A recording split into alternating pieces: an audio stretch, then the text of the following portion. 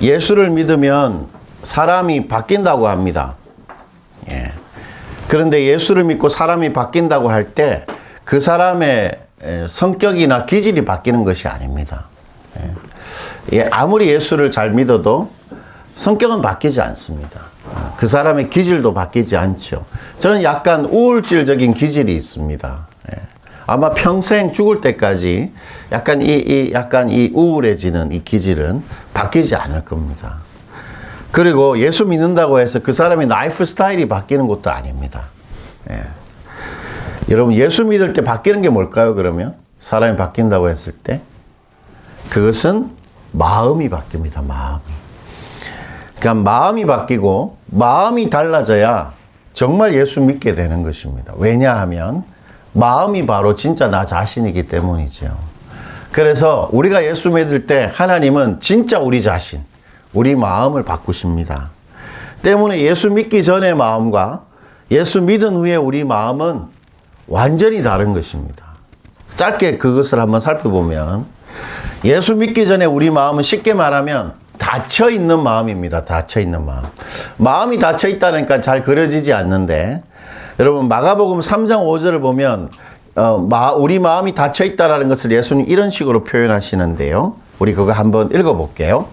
그들의 마음이 완악함을 탄식하사 노하심으로 그들을 둘러보시고. 여러분 우리 TV나 아니면 일상생활 속에서 우리로 하여금 탄식을 만들어내게 하는 사람들이 있죠. 예수님도 누군가를 보면서 이렇게 했다는 겁니다. 이야, 그러니까 예수님이 누군가를 보고 탄식을 할 정도였다는 것이죠.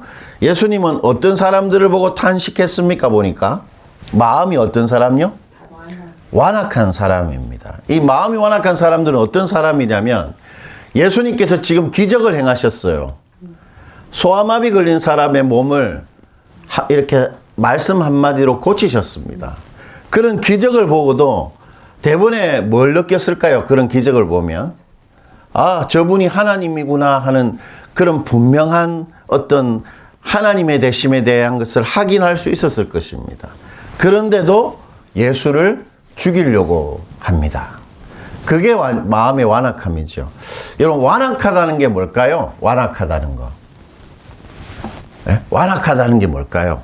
요즘 식으로 하면 완전히 악하다 뭐 이렇게 할 수 있는데 그런 뜻은 아니고 완악하다는 것은 딱딱하게 굳어있다 이런 뜻입니다. 딱딱하게 굳어있다. 여러분 마음이 딱딱하게 굳어있으면 어떻게 될까요? 어떻게 되겠습니까? 밖에 있는 게 그 사람 마음으로 들어오지 않습니다. 그러니까 마음이 완악하면 마음이 자신의 가치, 자신이 하고 싶은 것, 자신의 갈망, 자신의 원함, 그리고 자신의 안전 이런 것들이 가득 차 있는 상태입니다. 특히 세상 사람들은 뭐에 대한 사랑으로 마음이 가득 차 있을까요? 돈에 대한 사랑으로 가득 차 있겠죠. 그래서 바로 눈앞에 하나님이 나타나도 그 하나님을 마음으로 받아들일 수 없는 상태, 그것이 완악한 상태입니다. 이것이 바로 예수 믿기 전에 불신의 마음, 하나님께 닫혀있는 마음이에요. 그런데 여러분 이런 완악한 마음이 거듭나면 마음이 어떻게 되겠습니까? 열리게 됩니다. 하나님께 열리게 되죠. 열린 마음이 되는 것입니다. 그러니까 쉽게 말하면 하나님께 닫혀있었던 마음이 하나님께 열린 마음이 되는 것, 그것이 바로 예수 믿는 것입니다. 로마서는 그러한 마음의 변화를 이렇게 표현하고 있는데 로마서 5장 5절 우리 이것도 크게 한번 읽어보겠습니다. 소망이 부끄럽게 하지 아니하면 우리에게 주신 성령으로 말미암아 하나님의 사랑이 우리 마음에 부은 바 됨이니. 정말 예수 믿게 되면 우리 마음에 누가 들어옵니까? 여기 보니까 우리에게 주신 뭐로? 성령. 예, 성령 하나님이 들어오시죠. 성령 하나님이 우리 마음에 들어오시려면 우리 마음을 어떻게 하셔야 됩니까? 성령 하나님이 닫혀있던 마음을 열어야 되겠죠. 예. 성령 하나님이 우리 마음을 여시고 우리 마음 속에 우리 평생 우리랑 같이 살게 됩니다. 그러므로 예수 믿게 되면 성령 하나님에 의해서 활짝 열린 우리 마음에 하나님의 사랑이 이렇게 부어지게 되는 것이죠. 마음이 열리면서 하나님을 경험하게 되는 것입니다. 그래서 정도의 차이는 있겠지만 정말 예수 믿는 사람은 마음으로 어떻게 합니까? 하나님을 사랑하게 됩니다. 예. 우리가 이렇게 찬양을 부르잖아요. 설교하기 전에 우리 대부분 처음 부르는 찬양들이라서 감정이입이 잘 안 돼요. 그래서 좀 안타깝긴 한데 여러분, 우리가 찬양을 부를 때 우리 감정이 북받쳐 오르고 우리가 잘 아는 찬양을 부를 때 우리가 하나님께 반응하게 되는 것, 왜 그렇게 되나요? 우리 마음이 하나님께 열려 있기 때문입니다. 그러니까 열려 있는 그 마음에 하나님의 지식, 하나님의 가치, 하나님에 대한 갈망과 경험이 채워지게 되는 것이죠. 그게 바로 예수 믿는 자의 마음입니다. 이처럼 우리가 정말 예수 믿게 되면 닫힌 마음이 하나님한테 열리게 됩니다. 따라서 예수 믿지 않는 사람들, 불신자들에게 이 말씀은 무의미하고 실제로 아무 도움도 되지 않습니다. 왜 그럴까요? 왜 불신자에게 하나님의 말씀이 무의미하게 들리고 아무 도움이 되지 않을까요?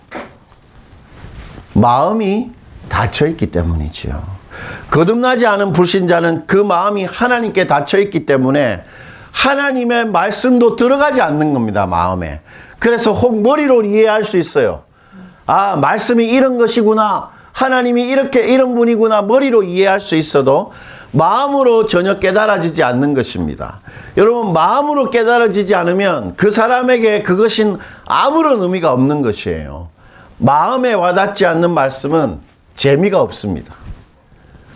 마음에 와닿지 않는 영화나 마음에 와닿지 않는 어떤 이야기, 마음에 와닿지 않는 어떤 사람의 말은 아무런 감동도 없고 나한테 실제적인 도움이 되지 않는 것이지요.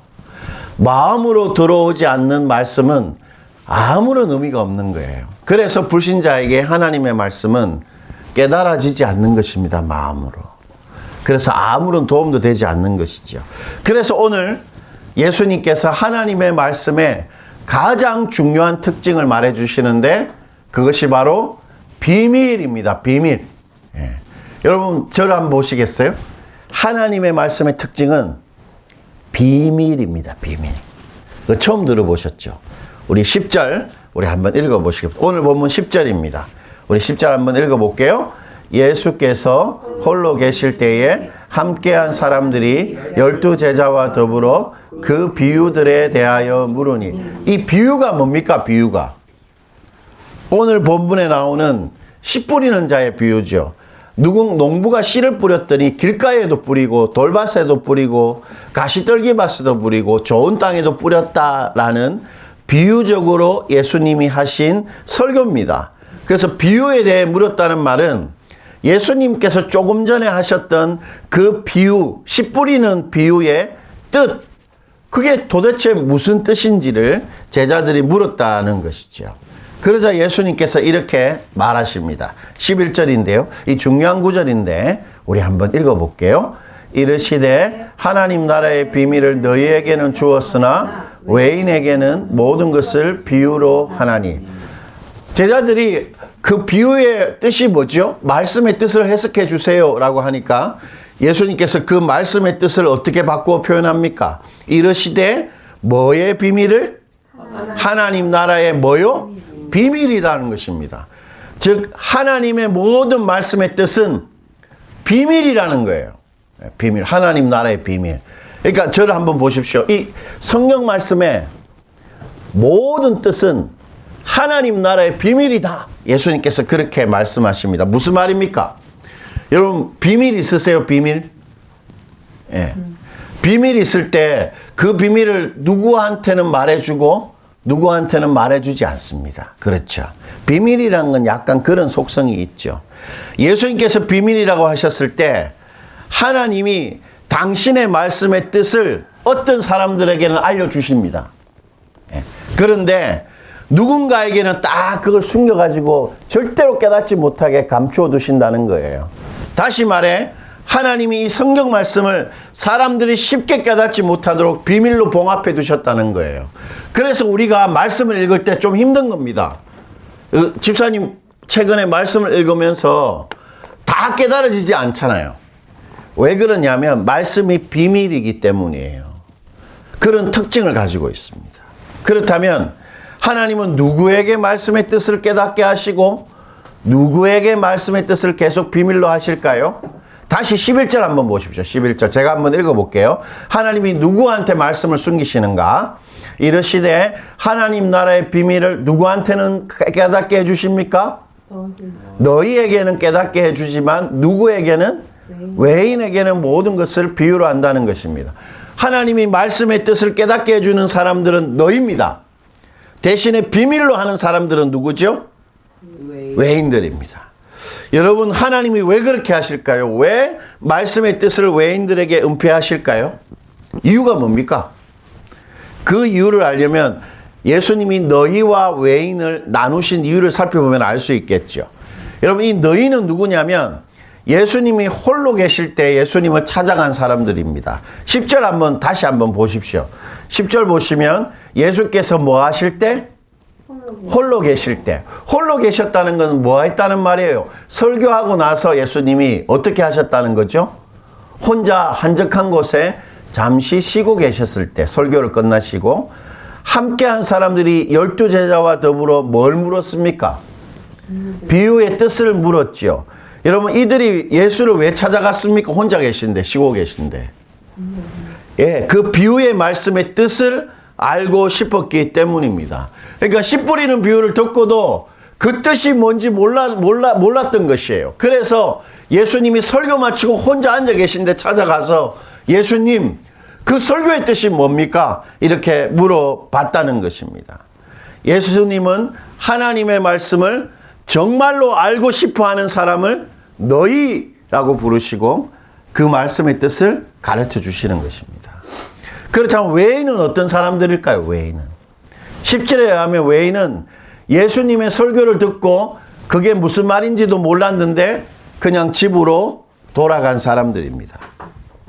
12제자들도 몰랐던 씨 뿌리는 비유를 하물며 다른 사람들은 어떠했겠습니까? 이들은 말씀을 듣고도 그 뜻을 제대로 이해하고 마음으로 깨닫지 못했으면서도 하나님의 그 말씀의 뜻을 제자들처럼 궁금해하거나 정말 알려고 노력하지 않았습니다. 그냥 자기 삶의 터전으로 돌아갔죠. 그들이 바로 예수님이 말하시는 외인입니다. 여러분, 외인이라는 뜻은 바깥에 있는 사람입니다. 어디 바깥에 있겠습니까? 하나님 나라 밖에 있는 사람들입니다. 하나님 나라 밖에 있는 사람들이란 말은 하나님과 어떤 관계가 있다는 거죠? 아무런 관계도 없는, 상관없는 사람들이라는 것이죠. 이것을 통해서 우리가 알 수 있는 게 있죠. 오늘 예수님은 무엇으로 사람을 나눕니까? 그 사람이 정말 하나님의 말씀을 사랑하는가 아닌가를 가지고 예수님은 사람을 나누고 계시죠. 정말로 말씀을 깨달으려는 의지가 있는가 없는가를 가지고 너희, 외인 이렇게 예수님은 나누고 계십니다. 이처럼 말씀은 우리가 누구인가를 가르쳐 줍니다. 여러분 12절 한번 보시죠. 12절 우리 다 같이 한번 읽어볼게요. 이는 그들로 보기는 보아도 알지 못하며 듣기는 들어도 깨닫지 못하게 하여 돌이켜 제사함을 얻지 못하게 하려 함이라 하시고, 말씀의 뜻을 알지 못하고 깨닫지 못하는 자를 마지막에 보니까 뭐라고 말합니까? 뭐를 얻지 못하는 자들? 제사함을 얻지 못하는 자들. 제사함을 얻지 못하는 자들은 누구예요? 예, 불신자들입니다. 우리가 말씀을 들어도 깨달음이 없다면, 말씀을 들었는데 내 마음에 감동이 없다면, 우리도 하나님께 마음이 닫혀 있는 제사함을 얻지 못하는 외인인지도 모릅니다. 혹시 우리가 말씀을 듣고 깨달아 하나님을 경험하고 그분을 사랑하는 것이 별 의미가 없고, 우리 인생에 우리 생계와 우리가 하고 싶은 것이 말씀보다 더 중요하다면 우리는 아직 마음이 닫혀 있는 불신자인지도 모르죠. 오직 이 세상에서 말씀을 제일 사랑하는 사람이 신자입니다. 그것을 보면 알 수 있어요. 그 사람이 진짜 예수 믿는 자인가 아닌가는 말씀을 사랑하는가 아닌가를 보면 알 수 있습니다. 예수님이 오늘 그거 가지고 천국 백성과 불신자를 나누고 계신 것이지요. 말씀을 깨닫는 것이 자신의 인생에 제일 중요한 사람이 오늘 예수님이 말하시는 너입니다. 말씀을 대하는 그것이 고스란히 우리가 하나님을 대하는 그것입니다.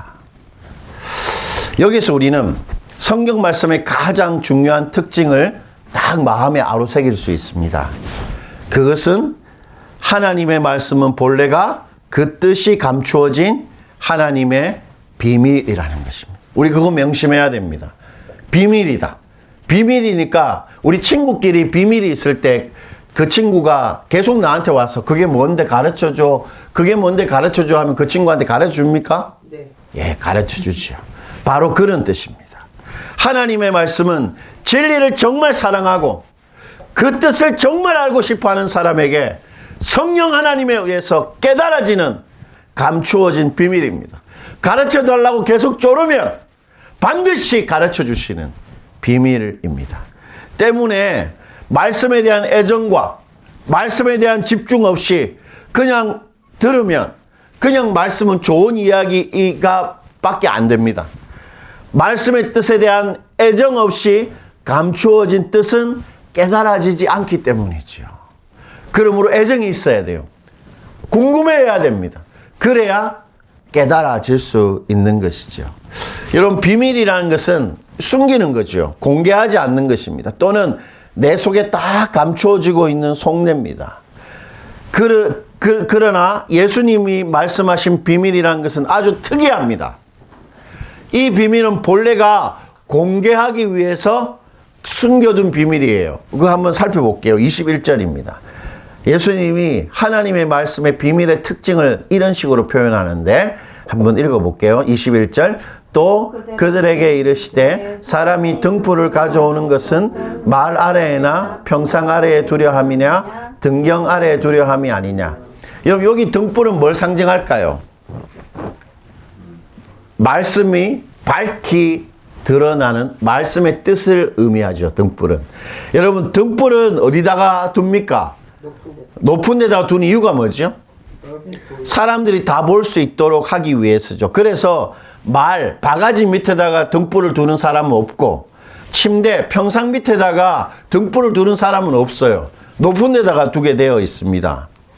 즉, 사람이 등불을 높은 데다가 두는 것처럼 하나님의 말씀도 그 뜻을 밝히 알리기 위해 기록되었다는 것입니다. 비밀이긴 비밀인데 그 뜻을 밝히 드러내기 위해서 감추어진 비밀이라는 것이에요. 그래서 22절에서 아주 재미있게 예수님 이렇게 말합니다. 22절 우리 한번 읽어보죠. 이 참 중요한 구절인데요. 드러내려 하지 않고는 숨긴 것이 없고 나타내려 하지 않고는 감추온 것이 없느니라. 예, 여러분 제 속에 저를 한번 보시겠어요? 이 볼펜을 드러내지 않고는 제가 여기에 숨기지 않습니다. 무슨 말입니까? 왜 제가 이게 숨겼죠? 드러내려고. 다시 해볼게요. 여기 보시면 드러내려 하지 않고는 숨긴 것이 없다. 내가 이걸 드러내려 하지 않고는 숨기지 않는다는 말은 이걸 내가 결국 뭐 하고 싶다는 거죠? 드러내고 싶다는 것이죠. 그 다음에 나타내려 하지 않고는 감추인 것이 없다. 제가 이거 한번 그대로 해볼게요. 제가 이걸 감추요, 저를. 이 강대상 앞에다가. 근데 나타내려 하지 않고는 감추진 않아요. 그럼 제가 이게 감춘 이유는 결국 짠 나타나려고. 바로 말씀의 뜻이 그렇습니다. 말씀은 드러내려 하지 않고는 숨기지 않습니다. 말씀이 숨겨져 있는 이유는 드러내기 위함입니다. 말씀은 나타내려 하지 않고는 감추지 않습니다.